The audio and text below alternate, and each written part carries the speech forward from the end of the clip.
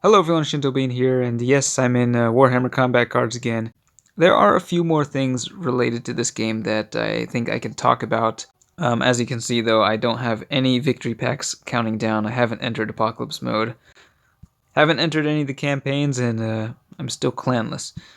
So, not playing the game, but in this one I do want to look at some of the numbers I've accumulated over 5 years of playing this game. So if we go to the profile, we can see some of the biggest statistics. So the total number of wins is 24,065. That's just wins. So imagine how many more games total played. I guess in the most recent campaigns, I would lose maybe like 2 to 3 matches if I played a campaign all the way through. But still, yeah, that does mean there are a lot more games played than 24,000 there. Of those, 8,160 are ranked wins, and then 14,478 campaign wins. So a lot more time spent in campaign mode. Bodyguard kills 163,654. That is a lot of destroyed cards. And then honor ranks, once you reach, the maximum level of... What is the maximum level? I don't even remember anymore, but you've got the honor ranks you can unlock, where you just get a few extra coins in plasma every, month or two.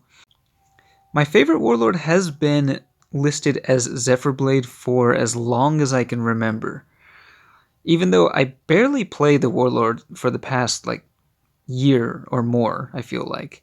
But I guess, I don't know, I just played so many games with it early on that it just stayed in the number one spot. And cards discovered, it says here 898 out of 905, but there are more than that many cards in the game. If we go over to the collection, it says I have 898 owned out of 1,010 cards in the game. I think there's a little glitch here. The Flyrant I do have at the max level of 13, so it should be listed at max level. For some reason, it's not showing there. The next closest warlord I have to max level would, I guess, be the Tervigon. But you can see, even if I spent all the wild cards I have, I still would not be able to get it quite up to the max level.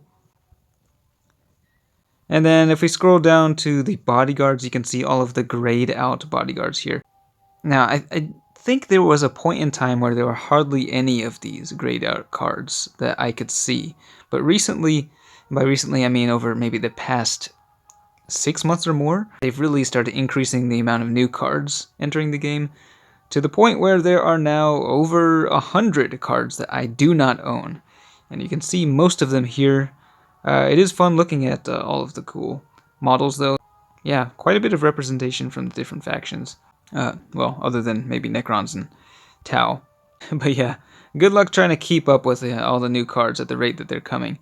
And then we finally got to all the cards that I have enough cards to upgrade, except for the Tyrant Guard, which is the only other card in my collection I have at max level, other than the Flyrant. Yep, over 5 years, and I got a whopping 2 cards at max level. A lot of these lower level cards were ones that entered the general pool recently, so I'm just getting my first copies of them. Those ones I would upgrade, but as we scroll down, you get to a bunch of these sort of cards that just have overlapping roles with other cards that I already have at higher levels, so there's really no point in spending that many coins to give it just a couple more attack stats or a few more points of health.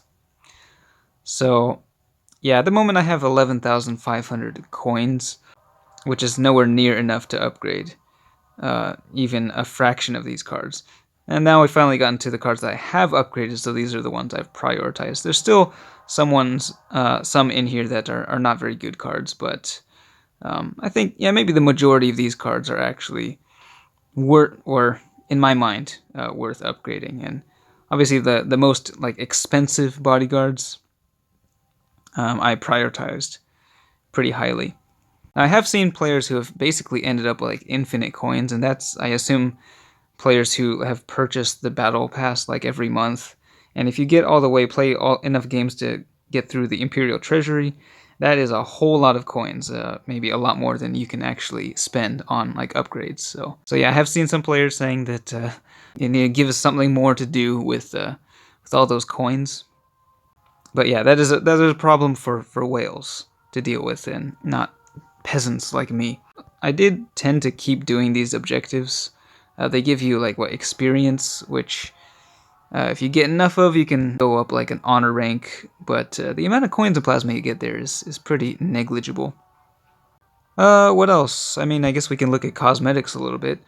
Quite a few avatars that I've unlocked. Of course, many of these are free through, or at least on the free side of the battle passes each month. So many seasons that I've gone through, and just a few that I haven't unlocked. I guess those are sort of limited edition ones. But as for all the other cosmetics, yeah, these ones you did need to purchase the battle pass for most of these. So yeah, I don't have nearly as many of those, although I did purchase the battle pass a number of times. Yeah, same goes with the borders, the titles, which I don't really care too much about. Card sleeves are nice. I do wish you could like change the card sleeve according to the deck you play. Um, Maybe that's too much effort to put into the game, but I feel like that would have been actually being able to customize like all of these cosmetics according to your like deck or warlord, or at least like the faction, would have been a cool feature to have. Here are the warlord frames. Yeah, it'd be nice if there were a few more statistics that they kept track of in the game. But that's pretty much all the stuff that I can think of showing you off the top of my head in game. Now, there are a lot of very interesting statistics about my YouTube channel, which YouTube keeps track of. And maybe in a separate video, I might go through and show some of those numbers for those of you who are interested. But yeah, let me know how your stats compare to mine here. If you do, also let me know how long you had been playing the game. It's always interesting to see like how far players have gotten in the game based on like the time played, but also the amount they donated to the game as well. But yeah, that's it for this one. Thanks for watching, and I will see you next time.